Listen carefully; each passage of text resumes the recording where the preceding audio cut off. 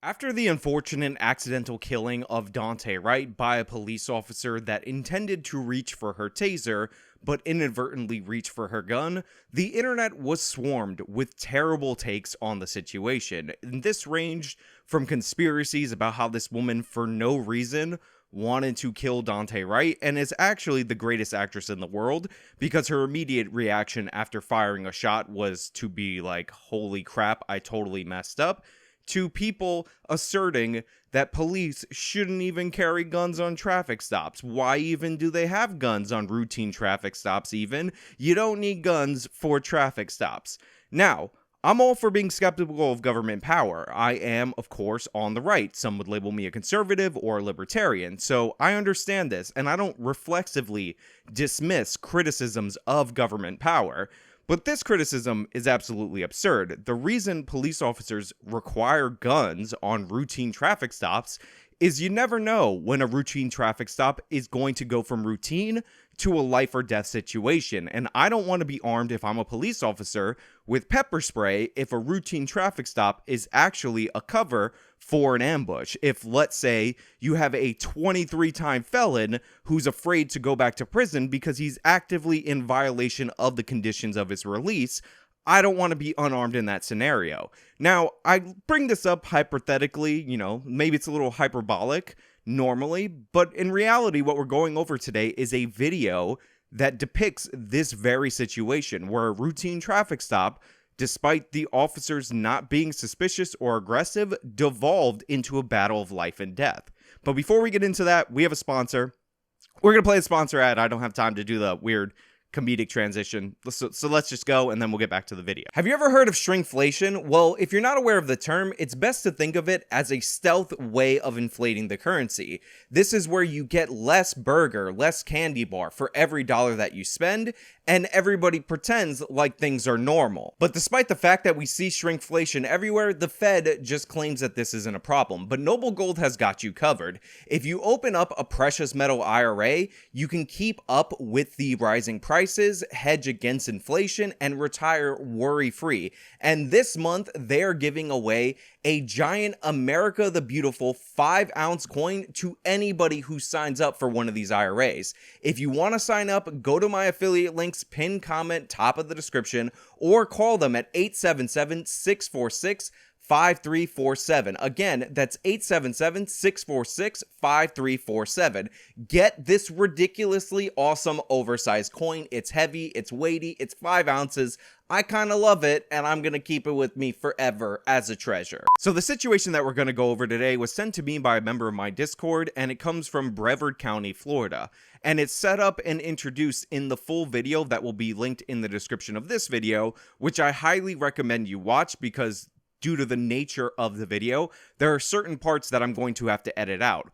Also, I give a lot of credit to the sheriff in this situation because he does not mince words about how he feels about this situation, and he does not care who hears what his thoughts are on this person who attempted to kill both of his deputies. Hello, everyone. I'm Sheriff Wayne Ivey, the Brevard County Sheriff's Office, and I want to give everyone an update this evening on the deputy-involved shooting that took place on Monday, August 30th, when 2 of our deputies were ambushed by an extremely violent career criminal during a traffic stop in West Melbourne.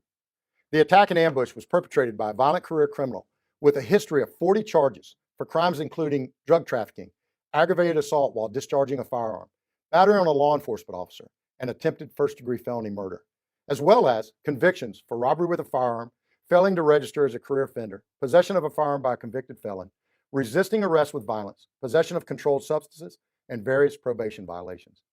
Even worse and more disgusting is that this career criminal, whose name doesn't even deserve mentioning, was actually out on bond with active warrants for additional felony drug trafficking cases where he could attempt to kill our deputies, when he should have been safely locked behind bars where he couldn't victimize another citizen or innocent bystander. I'm sure that, like me, you're probably asking yourself right now why a thug with this kind of criminal history was ever given a bond where he could be out on our streets to harm someone else. That's a question I promise to find the answer to, but for now, I'm just extremely thankful that our deputies are safe and the suspect is no longer on this planet where he could put someone else's life in peril. Damn. That guy's not mincing words. He's not fooling around. He's dead serious about explaining exactly how he feels about this suspect that tried to kill 2 of his deputies. But remember, this video is not about the violence in this incident per se. This video is about how routine the setup was for the violence in this incident, how friendly the setup was before everything went absolutely wrong. And by the way, YouTube forbids me from glorifying anybody's death, not that I would do that anyway, and they have restrictions on violence. So again, I'm going to emphasize there are going to be pauses and cuts in this video around specifically violent moments so that I can be within YouTube's terms of service. Those are the rules. I think it's newsworthy that you see everything, but I'm just going to tell you, if you see a freeze frame or something like that, that is to follow the rules. Link to the full video is in the description. What's that? In the car? All right, partner. He wants to talk to you out here. Is that all you're... Yeah. I'll watch it for you. He's all right. I got babies. Oh, you got a dog too? Hell. I'll make sure they're all right. So as you can see at the start of the video, we already have 2 people out of the car in a routine traffic stop. There are 2 officers on scene. You can see 1 squad car in frame, and you can see the video is coming from another dash cam. That's why there's cuts below the bottom and the top of the frame. Now, the police officers in this situation, or the sheriff in this situation, has made it clear that these 2 people had nothing to do with the actions of the perpetrator in the back. But we're going to play the video just so you can get a sense of the tone and tenor of what happened right before everything went wrong. I'll watch it for you. He's all right. I got babies. Oh, you got a dog too? Hell. I'll make sure they're all right. I got babies too, man. Huh? Okay. So as you can see, Deputy Potters is incredibly friendly to the guy in the back. He sees that there's a kid and a dog, and it's a routine traffic stop, so there's no need to be on edge. There's no need to think that this situation is going to escalate. And when he asks the guy to get out of the car because they need to talk to him, he says, "Don't worry about your kid. I'm going to watch them. I got babies of my own." And it's really friendly in atmosphere. Then one of the moments of truth happens. The officer steps aside to let him get out of his car because, again, he's giving this guy leeway. Both other passengers in the car are incredibly cooperative, but as you can see, this is a tactical error because he's moved away from where he can see what this guy is doing and basically gives him a free lane to come out with an assault rifle, which he ultimately ended up doing. And as you can see, the situation escalates immediately. Okay. So just a heads up, the proper terminology is deputy. I'm going to call them officers here and there throughout the video because I'm used to talking about police officers, but just know that if you're going to correct me in the comments, I know that it's deputies. Calm down.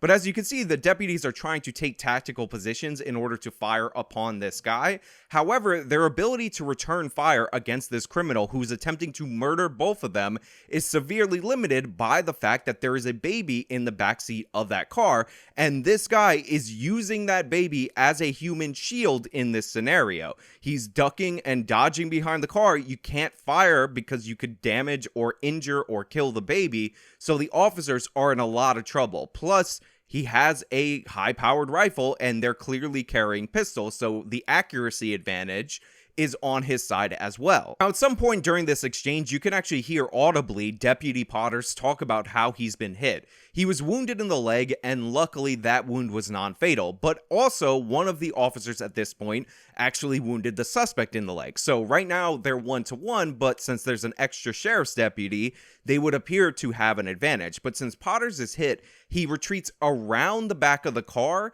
and goes to commiserate with his other officer. Unfortunately, his other officer is out of ammo and needs to reload. This is why, by the way, it is incredibly important in a gunfight to miss. The greatest cause of reloading, and I know I'm getting this from a self-defense channel, is missing shots, not putting them on target, and this is what happens in this scenario. Now, in the chaos of this situation, it is not realized that the suspect's gun has actually jammed. Also not realized is that the suspect followed Potters around the vehicle, and he's going to attempt to bludgeon him to death with the rifle that has jammed. So we're not going to show the strike because YouTube's terms of service, but the strike is captured on frame, so we're going to pause it right before the strike so you could see how quickly this completely devolved. So after taking a really hard blow to the head, Deputy Potters hits the ground, and the suspect begins bludgeoning him with the rifle. He's still hitting him just below the frame of the camera. Unfortunately for the suspect, and fortunately for the deputies, Thompson has reloaded, and he is not going to stand for this person trying to murder these deputies. Now, some people complain about the number of shots discharged into the suspect who is trying to murder these deputies so that he wouldn't have to go back to jail. This is a guy, by the way, with multiple felony convictions, over 23 felony arrests. He's actually out on release from an arrest awaiting pending charges, which is insane to think about. Because if you have this many felonies, including serious violent felonies, why are they letting you out and saying, oh, we'll take your word for it, just come back to court? Obviously, if some guy doesn't want to go back to prison, if he's facing several mandatory minimum sentences, then he's going to be on edge, and it's just a matter of time before a guy like this preys on an innocent person. And thankfully, these officers were able to survive this encounter, but this could have been any person within that county. Also, he's carrying a weapon. He is a felony prohibited possessor. He just violated that law. I guess gun control somehow failed in this situation. Who could imagine that criminals that would murder police officers to avoid getting arrested in a moment would break laws on gun purchases? Now, as you can see and hear from the video, this was an extremely violent ambush that both of our deputies and the occupants of the vehicle were extremely blessed to survive. This individual had absolutely no regard for human life and was focused on only one thing: killing our deputies to avoid arrest, as he knew he was facing several minimum mandatory prison sentences in his pending cases. As you can see, the subject not only fired numerous rounds at our deputies, but also, after his gun jam, used the butt of the rifle to violently and repeatedly strike Deputy Potters in the head, causing significant injuries and lacerations. Let there be no doubt, this individual got exactly what he deserved. And to those out there who might be foolish enough to ask why we shot him so many times, that answer is simple: because evil can never be dead enough. So one of the great things about this video, and I hinted at it before if I didn't outright say it, is the attitude of the sheriff when talking about this incident, because there's not really much more commentary that I can add.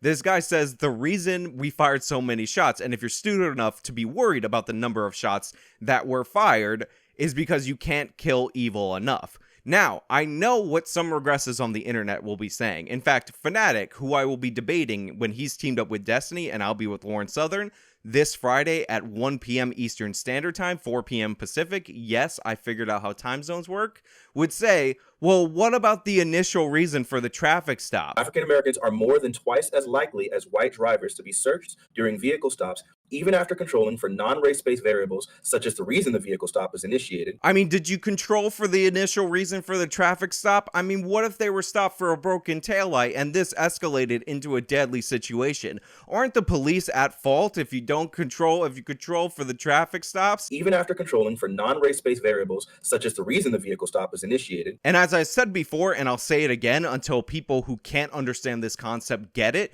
the initial reason for a stop does not matter. The initial reason for police conduct does not matter. If you think the purpose of the first engagement between officer and suspect is indicative of how the outcome should go, you are incorrect, because let me say it again, it does not matter. How people act during the interaction is far more telling. Remember, the sheriff said plainly and clearly that the two occupants of the vehicle, the driver and the one in the front passenger seat, were not in any way associated with this person's actions. In fact, after this insane, crazy shootout, these people returned to the scene of the crime as instructed by the officers who were pulling them over for a routine situation. The problem was in the back seat, which had nothing to do with the reason why they were pulled over, which is why it's ridiculous for anybody to assert, well, these interactions go this way and we controlled for the reason for the stop and we don't understand how this happened. And I use the example of Michael Brown, where it's like they just stopped him for a strong arm robbery, not pointing out that he reached for the gun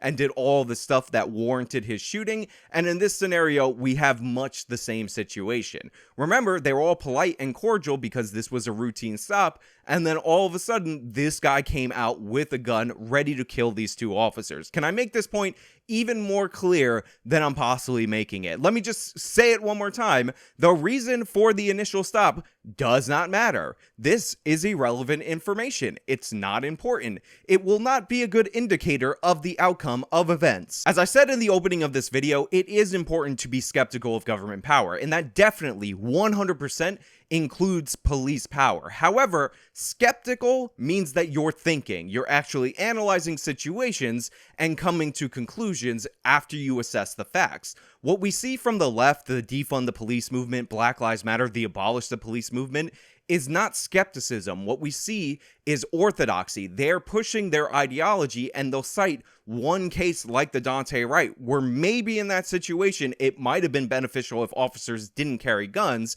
and they use that to extrapolate as a whole that police shouldn't carry guns during traffic stops. And the thing is, for most traffic stops, police likely don't need guns, but the reason they carry guns is not because they're used in a high percentage of traffic stops. The reason they carry guns is for those low percentage situations where stuff goes wrong and you need to have a firearm. Imagine if these officers were unarmed in this situation. This guy burst out with a high-powered rifle. This guy who was bludgeoning a deputy to death before another officer was able to reload and save his life. You think they would have got out of this situation? You think if we taught them Krav Maga, then they would have been able to bail themselves out of this moment? You think if we put a social worker there to tell this guy that he was oppressed and that he really needs to understand the systemic systems of structural oppression that are leading him to commit 23 felonies, to commit more felonies, then commit them while he's out on bond awaiting trial for those felonies, that he would have acted differently in this scenario? No, this man had it in his mind that he was going to do anything to avoid going back to prison, including killing these officers. And even when his gun jammed and he should have surrendered, he decided to use the gun as a bludgeon to try to kill these officers physically. This guy was an incredibly violent criminal, and thank God these deputies had guns. And honestly, you might need to start thinking about adding rifle units to these deputies, because the fact that this guy had to reload, had that gun not jammed when he came around, he could have blown both of them away and escaped. This guy was a menace to society. And no, sending a social worker to talk to him about his systematic structural oppression would not have mitigated this situation. But hey, those are just my thoughts. Maybe you disagree with me. Maybe you think if they were pulled over with a broken taillight, then these officers should be charged with murder, because you shouldn't shoot somebody for a broken taillight. The reason for the stop might be the most important factor to you guys out there in the audience. If so, let me know down in the comments below. Write a big essay so I can know for sure not to read it, because you're absolutely insane if you take that position. If you liked the video, then show me by leaving a like. Subscribe for more content. Follow me on all my social medias. You can support me via the support links in the description box. Also, remember to watch my debate. It's going to be here. It's going to be 1 p.m. Eastern time. I converted the time zones correct. Till next time.